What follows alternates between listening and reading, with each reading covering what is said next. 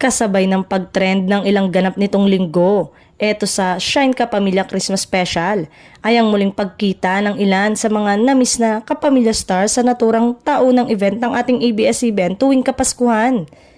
Sinigurado na muli silang mapapanood sa Kapamilya Network.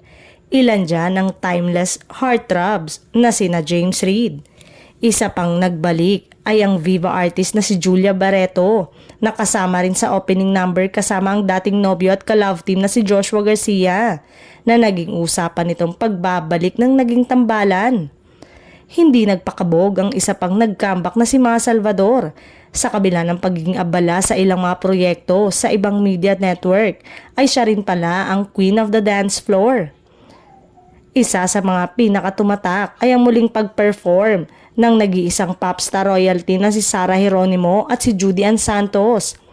Iyan ay ilan lamang sa mga artista na aabangan at araw-araw na mapapanood sa mga bagong aabangan na programa ng Kapamilya Network.